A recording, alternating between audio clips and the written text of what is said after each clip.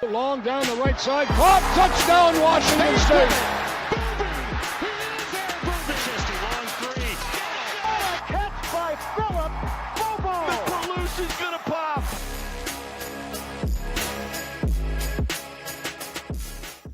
Hello, everybody, and welcome back to another edition of the Fieldhouse Report. As always, I'm Drew Callahar alongside Cougar Carlson, and today we have a very special guest, former WSU running back Jamal Morrow. How's it going, man? Fantastic, man. Pleasure to be on the show. Excited to talk shop with you guys and talking about the Cougs. Let's do it. Let's go. All right, well, you're coaching football now. How's the season going? How are the boys? Where are we at? We're 3-4 right now. Took a tough loss last week, but we're on the up and up. We have a big game this week, so we play Emporia State. Okay. It's Central Missouri's homecoming, so we're fired up for that. And so excited to get the boys back on the, get back on the winning train and get the mule train rolling. Well, because we're bummed out that you won't be in Pullman this weekend. They're honoring the team, the great Sun Bowl champions of 2015. Wish we could have you here. I would love to. I was talking to one of my buddies before, and I would love to be in Pullman at the time, but obviously, work takes over that. But yeah, and I know they're gonna have a good time up there, and it'll be awesome for them to go out there and be in Pullman again and celebrate that. All right. Well, before we get too deep into it, we do got to give a shout out to our sponsors real quick. The next time you're in Pullman, you have to, if it's this weekend or it's later in the season, stop by Neil's. They got flowers, gifts, coffee, you name it. Stop by there, support our local Pullman business, and say hi to Chris Chandler for us. He always loves talking Cougs. Yes. Go. Got to. And then our second sponsor is Williams Sauce Company, the best barbecue sauce you will find this side of the Mississippi. The guy's name's Devin Williams. He's just a great guy, and the barbecue sauce is phenomenal, and I'm still hoarding it from Drew so that he can't have it. So we got to get Jamal some. I'm on the other side of the Mississippi now, but hey, I'll take some of that. Absolutely. We'll connect you. Yeah, for sure. Yeah, let's do it. 100%. Okay. I'll show these Kansas Cityans what real barbecue sauce tastes like. There you go. Sounds good.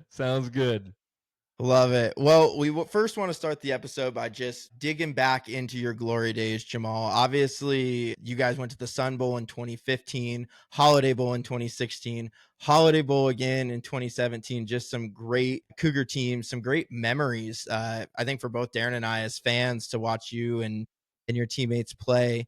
As you go back to that 2015 team, that was really the season that started it all. And I remember hearing before the season start, when you guys were in fall camp and stuff, that all the reports coming out of camp were, no, this team is different. Like, we have athletes that we have not seen before at WSU. This team's different. And then week one comes, and you know where I'm going with this. And I think everybody was going, well, okay, where was that team that was supposed to be so different? Walk us through that season. Tell us a few favorite memories. We just want to hear about it. Yeah, it's so funny, starting with that game, like losing to Portland State, like we're fired up. Well, okay, obviously, like the year before, we're super young. We're a whole bunch of redshirt freshmen, right, guys just getting out there just playing, right? And so, like, we got the experience, so let's get to it. And we go out and lay a dud. But it's funny because, like, that game, Clay Thompson, he comes and talks to us. He's in Pullman and talks to us and shows the Larry O'Brien trophy. Like, literally, before the game, he talks to us pregame. We're fired up. Clay's back in Pullman, and we lay a dud. It was trash. And it was not the way you want to start. And, like, obviously, it's just like, it's a bummer. But, I mean, when you lose a game like that, you have two ways to go. It's either you can fold, or you can go and, hey, let's go build back up and, and do what we have to do. And so, luckily, we went down to Rutgers, got a great comeback win, our last second victory. Yeah. Mm-hmm. And that kind of set us up for the trajectory that we needed to go to for the rest of the season. And, like, especially for, like, a young team like that, being able just to go and find a way to win early when a whole bunch of adversity hits, it's big for a young team and, like, with confidence. And so it was huge to win that game and just learn how to win and understand what it's going to take in certain situations. Yeah, no, absolutely. I think you look back at that team, and I think that was the first year I watched Cougar football in a long time, probably since the early 2000s, have a true toughness. And I don't necessarily mean like, oh, we hit people in the mouth on every single play. I'm saying when the other team hit us in the mouth, we bounced back. The game that stands out to me about that season was actually a loss. It was Stanford at home against Christian McCaffrey. And Was if that the the one where referees he went out of bounds? well, if they had given us the fumble, that was A fumble. McLennan took it right out of his hands right before he stepped out of bounds. But I was just walked away from the stadium saying, hey, Cougar football is back. Like we're not the doormats, and we're here, and it doesn't matter if you're number 8 Stanford or who you are. We're not going to just get knocked down and not get back up. That was Halloween weekend, wasn't it? Let's not talk. I mean, I was telling, so one of my coaches here, he was a big Stanford guy, and I'm like, they robbed me of the greatest night of our lives. You know, a Halloween weekend, you win a night game in Pullman. You beat the number 8 team Stanford on the Palouse. Oh yeah, it would have. I was ready to have a great time. Go to Valhalla's, Mike's, everything. Yes, exactly. Yeah. It would have been a fantastic. It would have been a great night. But but no, I was kind of like you said, like we had the ups and downs and losses like that. But it's cool because like you learn so much. There were so many games like that throughout the season, like that. It was a Stanford game, Oregon game, double overtime. We played in Arizona State we ended up winning, but it was still a close game. And then you go down to the UCLA last minute touchdown was awesome. So kind of like throwing up to Gabe. So it's like Gabe, back at the end zone. Exactly. So like it was cool just kind of being up there and like especially like there was nobody. I mean, previously it wasn't a winning culture or in Pullman, right? So like next thing you know, it's like we're winning games. People are surprised. It's like this is fun. Like let's go and let's win games and go celebrate after. Like that, it was like the funnest times of like it was really one of the funnest times of like playing football I've ever had personally. Just being in that 2015 year was awesome. Yeah, that game against Oregon really stands out to me as well. Sorry. Yeah, go ahead. I have a follow-up question. So you had your coach on the sideline. I forget his name right now. He's famous for going viral after or as you guys go and score, the game time, almost what would have been. And we had Luke Falk on here previously, and I asked him, I said, what would have been your go-to play if you would have gone for 2? So if you were the coach and you were making that decision, you were sending the play in for the 2 points, and you're trying to basically upset in regulation against Oregon, what would your play call have been? Wow, you want the name of the play call? Or you could just give a description. That's what we're doing. I mean, I'm a team player. I think at the time, like Dom Will was having the game, so let's just throw a fade to Dom. Throw another fade to Dom Williams in the corner, or maybe another fade to Gabe Marks. Maybe River Craycraft in the slot somewhere. I mean, somebody was going to be open. That offense was very dangerous. You had players at every position. Luke did such a good job that year, just feeding everybody the ball, getting it out of his hands quick, and making good decisions. Yeah, and I think he was probably playing one of the best football of his life at that time as well. That's the cool thing about the season. I think there was no pressure, right? We were just going out there and just playing football.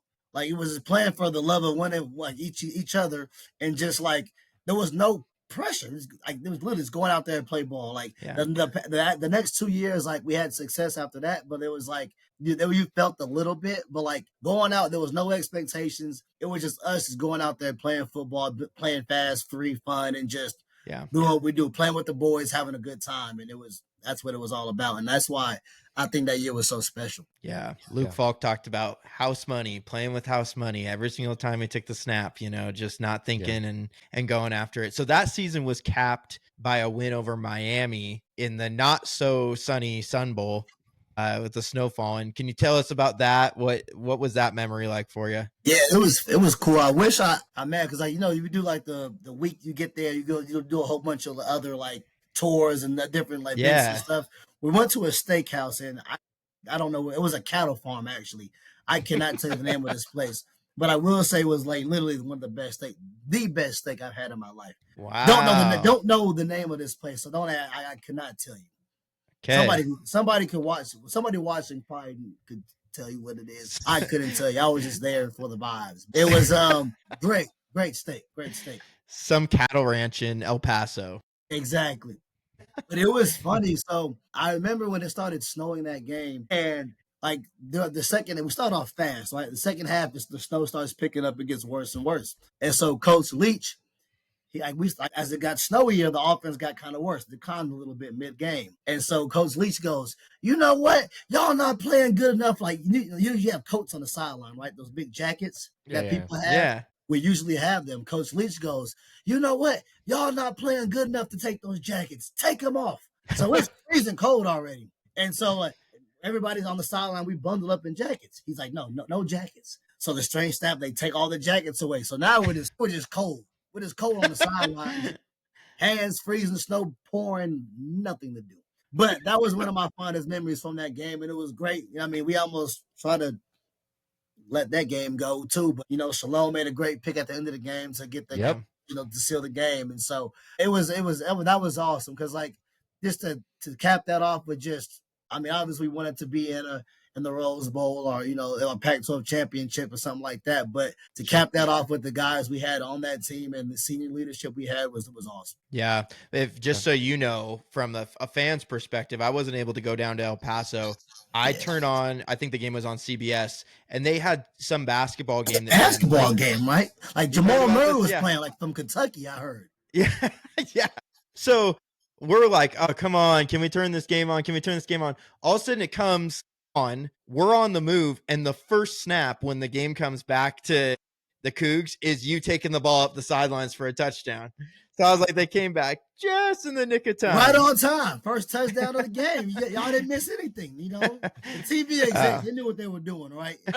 Well, obviously, during that era, there was a lot of records broken, 2015, 2016, 2017. But one record, and I found conflicting statistics on this, but you were the coin toss master. You were well known for it. We knew if we were sending out Jamal Morrow that good things were going to happen. What went into that? Did you always pick heads? Were you a tails never fails guy? How'd you make it happen? It was just it was a feel thing, right? You went out there, had no idea pre-snap. You go out there, sometimes you look at the coin, right? The coin, sometimes the home side is had the home team on there, or the away side had something. So sometimes it was that. Sometimes it was just, all right, we're just going to go out there and whatever I feel. Whatever the moment tells me. It's they show the heads, tails. Somebody whispers there's no tails. So it was kind of just something. It was more of a random thing. And even kind of funny story behind that. I don't know how far we're going to get into this, but previously, because my first game as captain was at Oregon. And so after we played Portland State, Coach Leach put me in a doghouse. I was in a doghouse for we played Rutgers after that, where I suited up and I didn't play a snap in that game. The only game I didn't play that one snap. And so, because he was mad I didn't catch the ball, get vertical, something like that. I did something wrong. And then we played, I think it was Wyoming after that. I played, but I didn't touch the ball. Then we played Cal, same thing. I played, didn't touch the ball then. And so I'm all right, whatever. I'm in the doghouse, I'm just chilling. I'm just going to go out. I'm still going to work hard, but, we're not going to expect anything from this, but work. And so pre-game, I'm just I know I'm probably not going to get the ball. I'm just chilling. He comes up to me, says, hey, you're going to be the captain. I said, oh, me? You sounded just like him. I was I got good practice at that, but I'm like, me? And so he goes, yeah, you're going to be the captain. I said, I haven't done anything in 3 games. Why?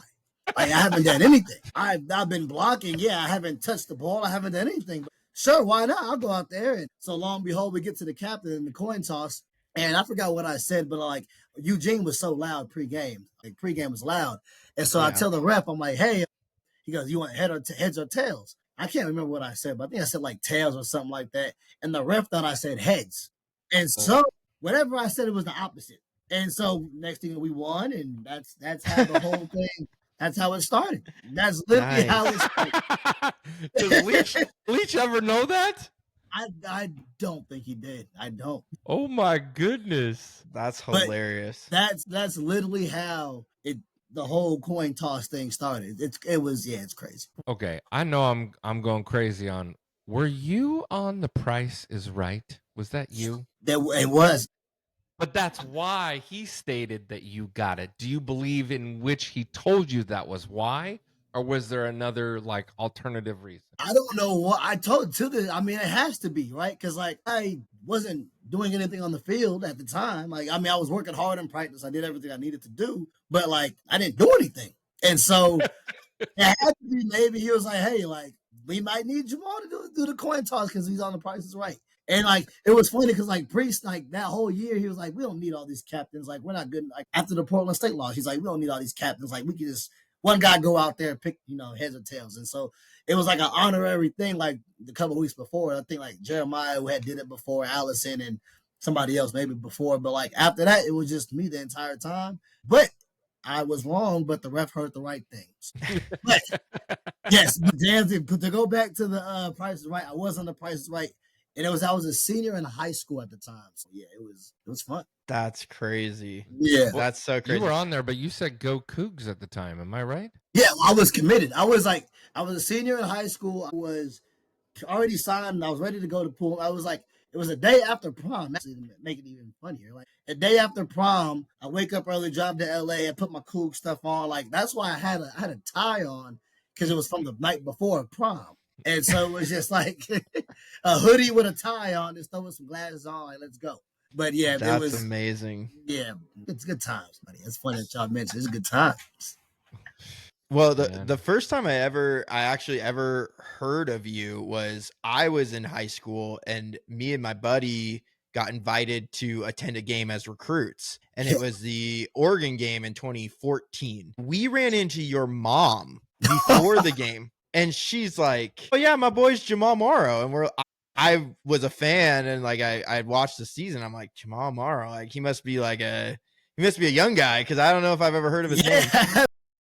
But in that game, you caught right when we were it was getting towards the end of the game, you caught a little swing pass from Halliday and you busted it. And I thought for sure you were tackled from our angle. I was like, like a 4 or 5 yard gain. Then boop, popped out of there running up the sidelines. And I was like, okay, there's Jamal Morrow. That guy's pretty there good. We go. Shout out mom getting free press right there, huh? Yeah, that's awesome. That was another cool thing about like that whole team. Like the moms, like they have this group text, I think still to this day, of like Coug moms. And so it was like a whole bunch of the moms that were like super close knit together. Like they had their own thing going, like tailgates before the game and all that. Like, and they became a very close knit group. And so it was like, that's cool. Like we were close as well, but like the parents got closer as well. Like they would host their own tailgates and kind of like make like they had like a Coug mom thing. It was so that made it also special as well. Like they'll come up and like all of them with their friends, they'll get together, have a good time, and like enjoy being in Pullman. Like they were Cougs. Honestly, it was awesome. That's cool. That's really Drew, great. It just gave me another idea. You know what we got to do, right, Drew? I have no idea. You got that. We got to do our own tailgate and invite all the Coug families to come and join us. Yeah, there you go. Now we're talking. Now, I mean, if I get a weekend off, let's go. You got any open bye weeks? We had our bye week. It's over with. Sorry. Yeah, so it's up. Next season, we'll do it. Yeah, we'll get it together. Sponsored by Williams Barbecue Sauce. It'll be great. There we go. That's what I'm grilling. Who's grilling? I know one of y'all two grilling. Yeah, I'm the he lives there in Pullman. I don't. Yeah, I got the smoker. I got the smoker running on game days, so we'll be good. There we go. Right. Awesome. Okay, so much like this year's team where we're rotating through running backs, we got Kirby Voorhees, Angel Johnson, Leo Puolasi. Your teams, every year you were there, were pretty much a three-headed monster. Yeah, Keith Harrington, Jamal Morrow. 23, 24, 25. That's right. Yes, yeah. And then the next year you added it was the next year you added James Williams to the mix. 32. Did you ever, here's the question. Did you ever feel like with all the sharing of reps and the rotation and stuff like that it ever threw you out of rhythm? Or was it just like once you got the chance, you were going? I think it was once we got the chance, we were going. I think our coach did a great job of, that was another, like we weren't selfish. Like, yeah, we all wanted the ball, but we weren't selfish and like at the where we're like, I'm going to take you out the game. Like, it was all like, we just wanted everybody to do good, And so it was never like a negative, like in the room, it was never like a negative anything like bad blood in between each other. It was all like Right. we all supported each other and wanted everybody to do good when they're in. And so, and I think that's what made it. And that it's hard to get that. That's what made the group so special, right? Because like everybody wants to be like the me guy, the me guy, the me guy, but like we were just like it's us, right? And so it was just like everybody that if you get the ball, do your thing, right? Go out there, dominate. We want you to be the best player on the field. And so, and like that's what our running back coach did a really good job of that, of kind of like, hey, like we're gonna rotate. You're gonna get this drive. You're gonna get this drive. You're gonna get this drive, and whoever gets hot, that's who's going in. Like we're gonna rotate you guys throughout the game, but if you're hot, like you're gonna go. And so that's just kind of how we played ball. And you get your touches early, and you gotta make it. But it makes like, hey, when you get a touch, you gotta do something with it. You gotta like take advantage of it. And so that was like kind of it was cool. And so it's cool seeing the guys who are out there now, like Angel Voorhees, and you said Lou, how you say his name? Leia Pulasi. Yeah, that's the number 20. Yes. Yeah. And it's cool to see those guys that go out there, and do the touch. Like Voorhees, I like Voorhees. He got some, I know. He's nice. Yeah, he can play some ball. And Angel's a good player as well. And it's funny. So one of my players I have here, he was at South Dakota State last year. And so he knows a lot of the guys who are on the team, the current team this year. So we talk about those guys a little bit too. Right? Yeah. What's he think of Coach? What's your read on Coach Rogers so far? Yeah, Coach. I mean, he getting the boys playing. I mean, it's so cool with the schedule, right? Like we're just like, hey, it is what it is. We get to go wherever we want to do. Everybody left us, so let's just play ball. And I think it's cool for him. Like it's funny because you're so used to having like the offensive minded coaches, at least the past 10 years, right? Of like just having an offensive minded coach. And now to have a defensive minded coach, it's different to watch, but it's still it's cool because like you see the effort that's put on in defense and all that stuff. And like it's not the spread out, it's not the spread, points up. It's like, hey, it's more pro style and kind of running the ball, RPO style ball. And so it's kind of it's cool to see that as well. So it's like I think there's a lot to build on that, and they're gonna get the ball rolling. And once we get their guys in and keep developing, and it'll be great. Yeah, I agree with you. One of the questions I had actually was you sat here, obviously getting recruited out of Menifee, Heritage High School, obviously a great career at Heritage High School. You're a running back and you're being recruited to an air raid system, whether it's you or, the next running back or the next running back, so on and so forth. You obviously are established. You have this mindset. How is that recruiting process? What does it look like for you as the running back being recruited into an air raid system? How did they convince you that this is a good system for you to jump into, given that you obviously had other offers? That's a great question. Personally, my style is that. Like, I wanted to be in a pass-heavy offense. I love to get out in space and catch the ball and be in space. And, like, it was funny, like in high school, like we ran like an I formation downhill. I was getting the ball 30 times a game, going downhill and running power and all that stuff.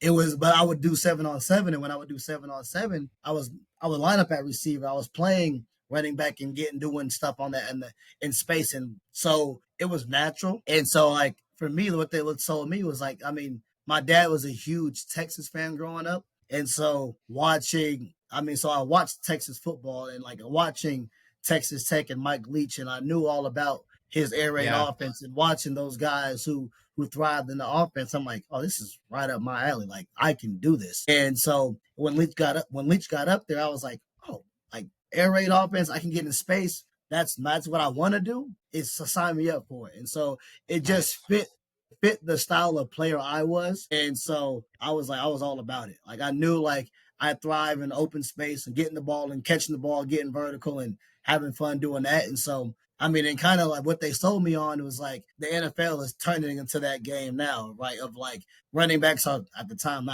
not as much as it now, but like they were getting to that point of catching the ball in space. You have to pass pro, you have to block, you have to run routes. So it kind of helps you learn all those different aspects of the position. And so that's what really sold me. And I got to Pullman, and I love Pullman. It was like, it felt it felt like home, and so it was cool. Yeah. I mean, you grew up in California. I grew up in the San Fernando Valley, having gone to Bishop Alamany High School. But, obviously you get to Pullman, there's just this overwhelming sense of like community that you probably instantly felt probably within the first hour or two of just being there. Tell us a little bit about that first visit and what that was like. Yeah, and so like I remember like my senior year, like we were just taking a road trip, and I took a road trip to Pullman, and during the summer, so nobody was there.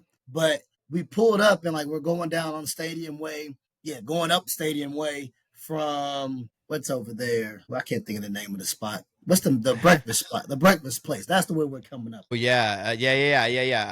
Zoe's. Zoe's, yes. So we're coming up through on Stadium Way through that area, and I just see. I'm like this, and actually, this felt like home. Like this college, this felt really good. Like it felt like home, and it was good to be. I'm like, this is cool, and like I get out and like something told me like this feels right. And at the time, like I wanted to commit, but I didn't at the time. They think they had somebody else waiting, but then I went to that same road trip. I went down to Utah, and I obviously Utah's in the Salt Lake, but I didn't get that same feeling of the community and hominess from Utah, like as Pullman had. So it was just something about Pullman and whatever. My whole recruiting went how it went, but I'm happy I ended up in Pullman because like I don't think the sense of community, the sense of pride the Coug has is just it's unmatched, right? And so I mean I'm 10 years later they're celebrating a team. I'm still talking about Pullman. Like I'm happy I made the right choice, and like there's no other place I would want to be like then, or rather attend college than at Washington State. So it was awesome. It's great. No, you're talking to the right people because that's exactly how Darren and I feel. And we didn't put on the pads or the helmet, but we were right behind you guys when you were and took a lot of pride in those teams and how well you played. I want to go back to that USC game that you played so well. And one last time. What was that 20 like in Pullman? You obviously had multiple big runs, and they really the one that put us in the lead in the fourth quarter with that shovel pass that you took up the right sideline. Talk a little bit about that game for us. Oh man, that was more of like, okay, like we've had big games in Pullman, right? We had the Stanford game in Pullman, like when a big team comes in. We've had like a whole bunch of Apple Cup the year before was for the North. Yeah. Yep. Apple Cups. We had Marcus Mariota, Oregon. Like we've had teams, but we never got over the hump. And so this team, we've experienced all three of those games, or a lot of big games. So we're like, we need this one. And that game just felt different. Like we had everything we needed to have, and we were ready to go. And so for me, we was in like a different mindset of like, let's go out and let's do this thing. And so we got off to a hot start, and obviously like a good they're gonna fight back, right? So it was a great game, a great battle, and the energy in that was unreal. I remember I'm on the sideline talking. I'm next to Gerard, and Gerard goes, "Yo, this game is so loud." And so, and like when we're on the sideline, defense is on the field, like, it's loud. This is electric. And I start going like, I talk, but I'm not moving. I'm just moving my mouth, but not saying any words. And I'm like, and he gonna stop playing. It ain't that loud, but like it was like, but no, it was unreal. Like that was a true college football game of like top 25 teams going at it, and it's always it's what you wanted growing up playing football. And like I mean, watching it on TV, it felt like this is what college football is supposed to be like, being in a big time game like that. And funny story on a pitch. So it was me and James William right? So we had a rule like James goes to the side, like he goes to the 2 receiver side, I go to the single receiver side. So James was like, so he heard the play call, right? And so James, and like he knew the side it was going to.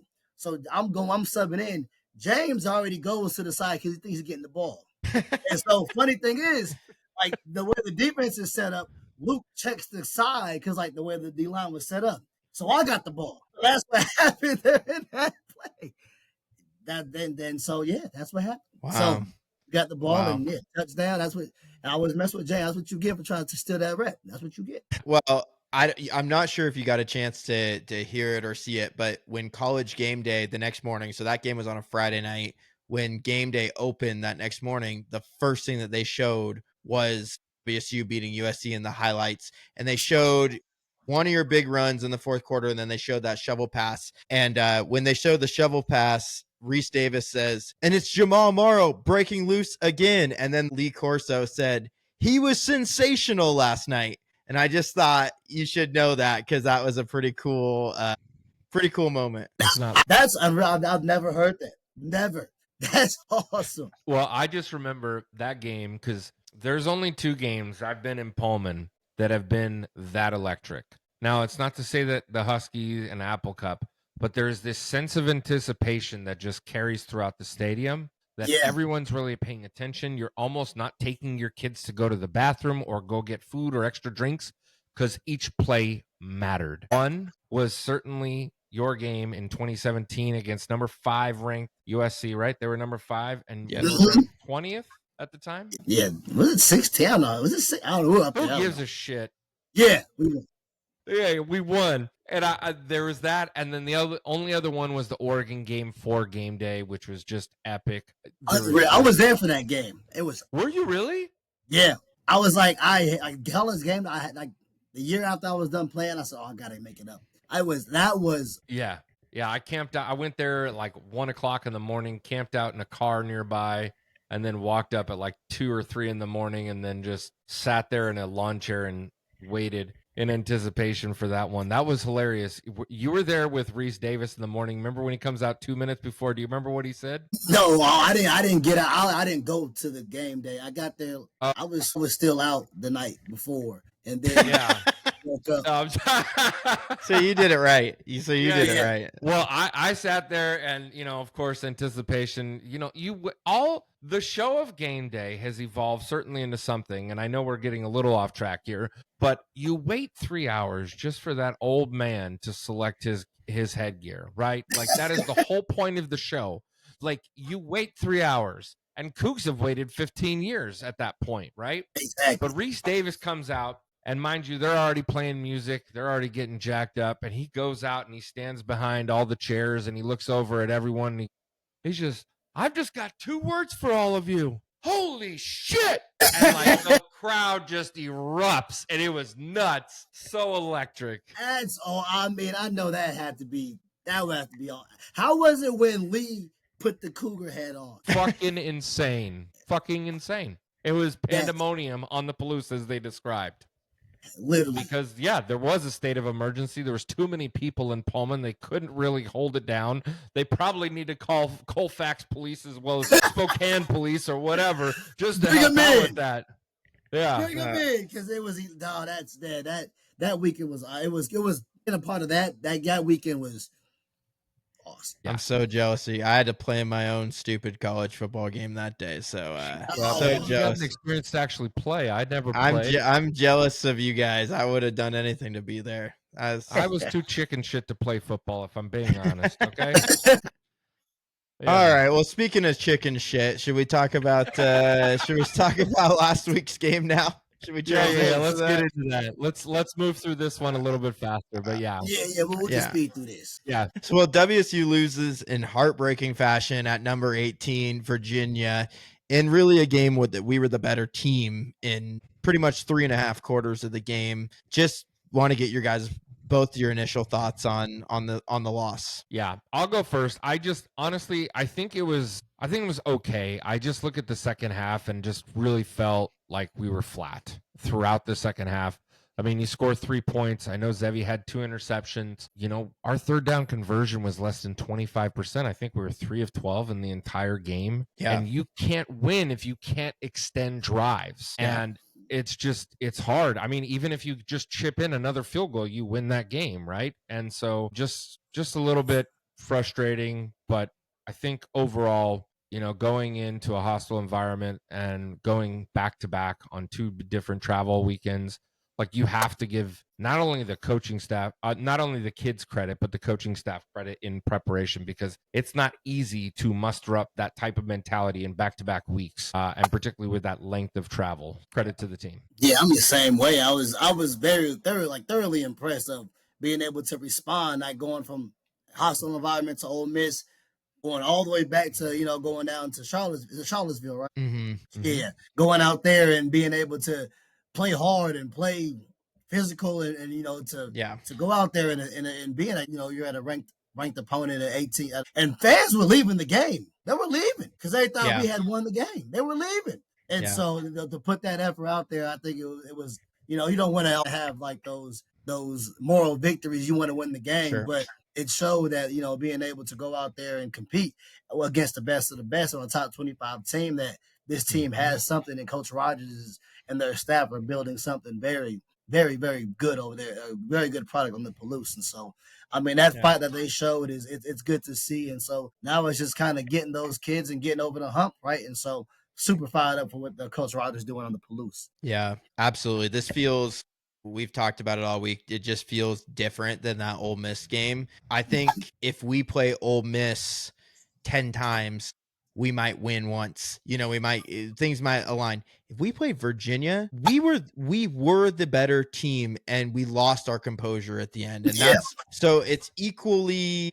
exciting as it is frustrating. It's exciting that we can play that well and be that dominant, but it's also extremely frustrating. And you just kind of saw things spiral, right? Like Zevi, who's been nails mentally all game, throws an interception into double coverage on 3rd and long. And right before he threw that, I was going, okay, this is bad, but don't throw an interception. And then, you know, and then you talk about, I mean, how many times have we seen a team lose on a safety? That's not something you typically see, but we got to get into that a little bit, right? What happened on that kickoff? And Jamal, I think we're in agreement, right? What happened was Voorhees signals fair catch. He doesn't catch the ball. Therefore, it's an illegal fair catch. So the ball is ruled down where the where the person that does catch the ball catches it.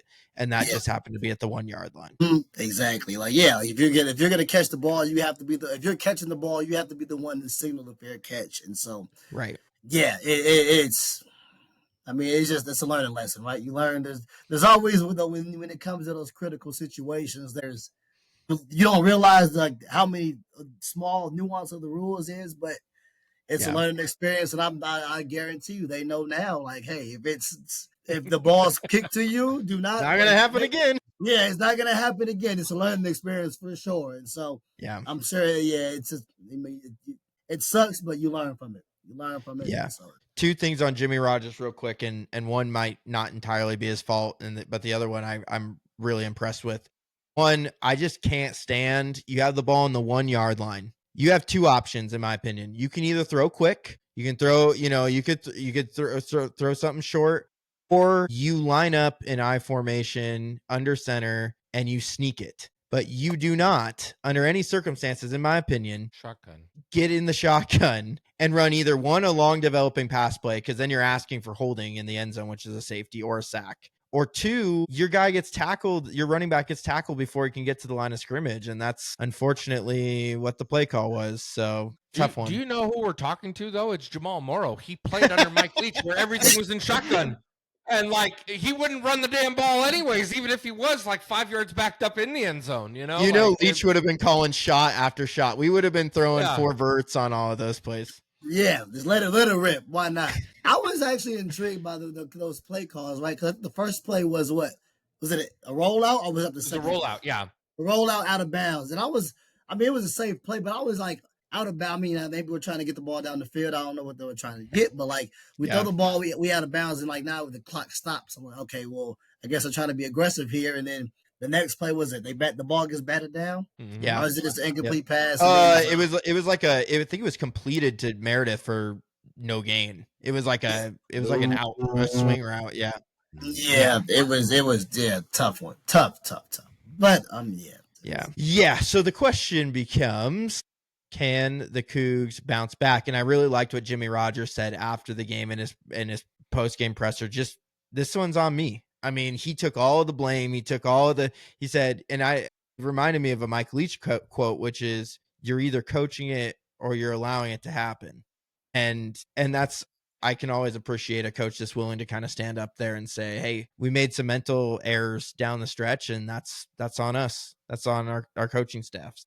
Kudos for him to taking that and kind of understand, like, hey, maybe, have prepped differently, or we could have had that conversation about, the fair catch stuff, or they could have had a different conversation about situational football. And so, Right. I mean, that's awesome. I mean, he's still a young coach, and so I mean, you're gonna take your lumps, but you're gonna learn from it, and it's only gonna, those learning experiences. If you put it in a good manner, like it's gonna lead to good things. Yeah. Thank you. Yeah. Good stuff. I'm only going to push against, like, obviously here just a little bit. And I say this because from a fan's perspective, it kind of seemed to certainly bother some of us because there was Apple Cup losses while you were present as a player. And each time it seemed as though Mike Leach kind of took the route of faulting players for the role in the losses versus taking accountability. Can you share how you feel about that when you were there versus even now and where you stand? Yeah, I mean, at the end of the day, like, players, we got to go out as a player. We got to go out there and execute the plays, right? I mean, no matter what's called, we got to go out there and execute, and can't turn the ball over, can't fumble, and can't do any of that stuff. And there's power in that to go make plays. And I mean, what they say, it's like players win games, coaches lose them. That's what they kind of say. And so I think that's, but I think a lot of it is just, I mean, when I was saying, I never took I didn't mean anything by it. I mean, I was whatever to it, but obviously it's like we played, and yeah, we I mean, I don't know, maybe sometimes you could take accountability as a coach. Now as a coach, I'm like, yeah, I'm going to take accountability of a loss, right? Like, I'll take accountability of that. And I think that's just kind of, whatever, like we got out coached, we didn't do the right things. And so for me personally, as being from on the other side, I don't think I would ever put that on the players. I was going to put that on myself, and how can I prep guys, and how can I have been more prepared for it? Yeah. I think you want, in a locker room, you want a culture of accountability, the culture of things didn't go right, so I'm going to look in the mirror first. And it's much easier to do that when the leader of your program, the leader of your team, is willing to step in front of reporters and fans and do that right away. Yeah. So I think that's going to go a long ways for Coach Rogers and this team. Okay, let's do players of the game really quick. We'll skip the good, the bad, and the ugly because we've already pretty much hit on all of those things. We did. And then we'll talk about next week. So my player of the game is Josh Meredith. He put up some numbers, Jamal, that kind of looked like some of your teammates out there. 7 catches, 108 yards, and that's his second 100-yard game in his career. Only surpassed by the 2023 Apple Cups. Meredith caught that touchdown right out the gate. He was an animal out there. Yeah, no, is it? Oh, go ahead, go. You Jamal, this is your show. No, I mean, he's been playing. Like, it's good to see him as a receiver go out there and make plays, and especially we thought you're losing so much, him being able to come back and him making plays is awesome. So yeah, he's got that Cougar blood. He does, and you could hear it just in the way he talks. And I certainly value him as a player and as a, obviously a student athlete and an ambassador of what Washington State. But this was definitely his game. You obviously look at the rest of the team, and certainly he stood out above the rest. So kudos to him. So yeah. Do you guys got one? Or are we all in agreement? We all are in agreement, man. Okay. I agree. 100%. I agree. All right. Player of the game. Josh Meredith's our man for all three of us. Awesome. Yeah, all right. So some scores around college football that caught your eye. You don't have to remember the actual score, Jamal. It's just a game that stood out to you from this last weekend. I can give you a minute. We can go first if that's easier. You guys go first, and I'm gonna think. I have a couple. I got mine. It's totally fine. Mine is UAB over number 22 ranked Memphis. And upsetting the bone. What's the name of that bowl? The bone brawl or something like that. I don't know, but just the idea that they kind of came in. Obviously, the loss of Trent Dilfer as their coach, and then just responding in the way that they did. Those are things that I'm seeing is like the likes of Virginia. They lose their coach, they respond, beat Florida State. I picked them as a previous game that stood out. This is another one that stood out because Memphis is a good team. They're no slouch. And UAB comes in, knocks them off, and surprises them. And those are the kind of things that obviously we need to pay attention, not just for the sake of those games, but even coaching future hires. Because you got to look at UCLA and how they've responded after losing Deshaun Foster. Yeah. And now having Skipper and Jerry Neuheisel running the show. Yeah. what's going to happen. So that I pay attention to those things and how the coaching carousel moves around. So Well, let's keep on that train. And my game was Oregon State, who also had an interim coach coaching in their first game with Coach Rob Akey, former. Rob Akey, a legend at WSU. Everybody loves him in the Pacific Northwest. Yeah. Yes. Coach Akey and the Beavs getting the win over. I got to remember that they played Lafayette. They won 45-13. And I just, it is Lafayette. We'll see. We'll see if they've really turned it around. But I knew that they would figure it out before they played us and make me real nervous about that game in Corvallis. And here we are, 1 week before they put up 45 points. I still think we'll probably handle business down there, but yeah, the Beavs get their first win of the season under Coach Akey. That's mine that stood out to me. It's just something about you get that first victory. Now everything kind of, you get the boys you get that feeling, and now it's exactly. You start getting a little swagger to you. Mm-hmm. Okay. Well, I guess I'm gonna do it. Let's do Stanford. Did they beat Florida State, right? Was that this weekend? Or was that last weekend? Yes. Let me check. I think you're right. Check this. I get a double the beat or that was this weekend. Yep. Stanford beats Florida State. Yeah, Florida State. Yeah, obviously it's a Stanford's hosting a home game with a team coming all the way from Florida, obviously, and so which is I have feelings about that too, but that's whatever. But we all feel the same way. It's okay. Yeah, but you're good. You know what? Hey, Stanford they go out and with a Florida State team who beat Bama our first game of the season, going out there and beating them after losing their quarterback too. Putting right. I think it was a freshman quarterback coming in and holding off to the end of the game. So I think that's a very impressive win by the Stanford and the fighting Andrew Lux. I love it. That's great. Yeah. That's good stuff.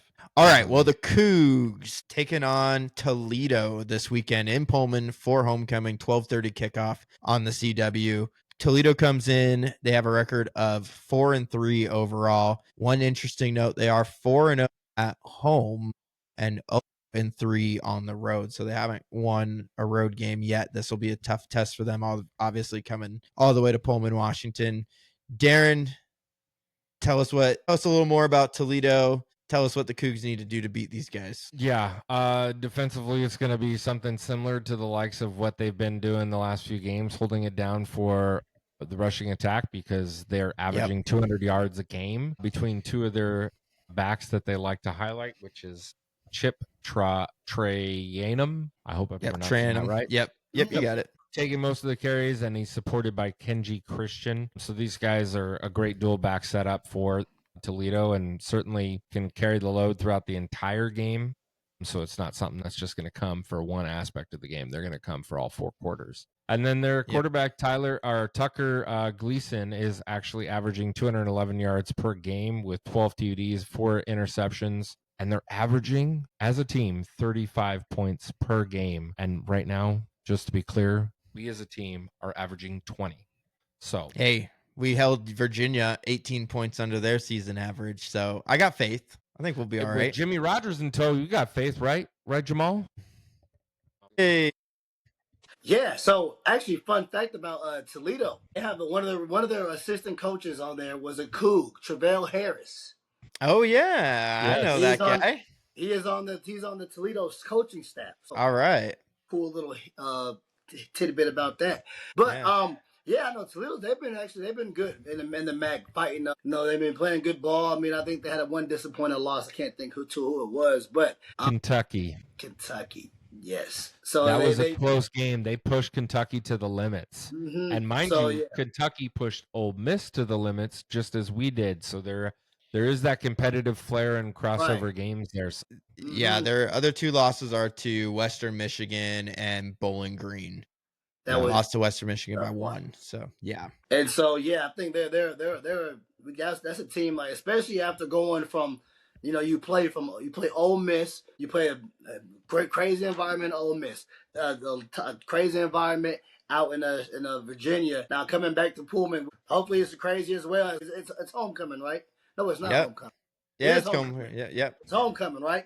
So hopefully we got a great environment back there on the Palouse, and so hopefully we get out there and it's not a slow start for us, right? Especially after all the trouble, we get out there, we go out, take care of business, do what we need to do, and get this game against Toledo. But it's not going to be a game where everybody thinks we're just going to, we're going to walk all over them. Toledo's a very good team, and kind of what Darren said, the rushing attack has been very good. And so for us, we got to be out there. We got to go out there. We can't take them lightly. We got to go out there and take care of business from the get.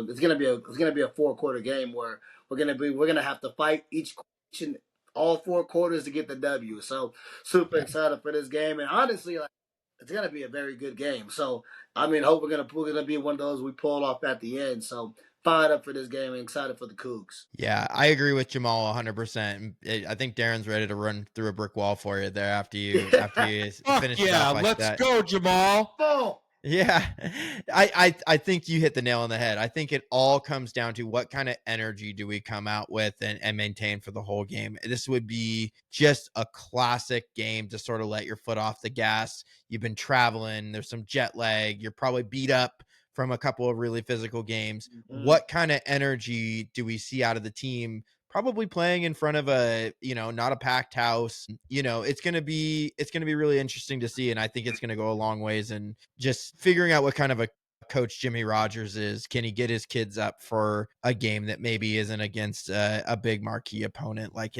we have been? But my message to the team, if I'm Jimmy Rogers, is, hey, we're 3-4.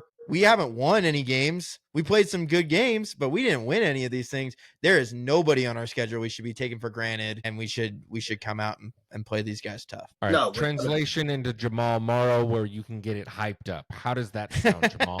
Give us the hyped up version of that. No, hey, that was great. That was fantastic.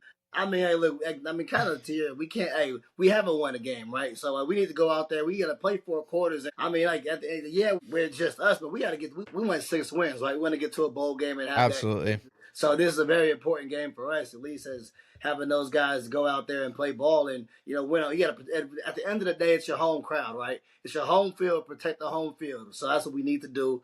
And go out there and protect that and play with some pride and get a game and kind of play 4 quarters. No, we can't go out there and think we're going to go out there and win because we competed with Ole Miss or we competed with Oklahoma State. That means nothing to us. So we got to go out and ball. So nothing to them. Toledo. So they're going to be hungry. But they know what's at stake, especially for them. They have their reasons to go win as well. So yep, fired up. Totally agree. He did it. Agreed. He did exactly what you wanted him to. He said it. He did it. All right. No, man. Hey, thanks for having me. It's been a blast chopping up with the Cougs, talking about the glory days, man. So, man, this is awesome. I'm fired up. Y'all had me on the show, and I'm excited. I'm excited for the game on Saturday. Let's go, Cougs. Yeah, Jamal, we just so appreciate you coming on. Love it. Hopefully you're able to get back to Pullman soon. We'll say hi to all your teammates for you on the Palouse. And the next time you do get to Pullman, we owe you a beer at the Coug. We'll hook you up. So all right, now we're talking. Now we're talking. Well, thanks again. And as always, go Cougs. Cougs. Go Cougs.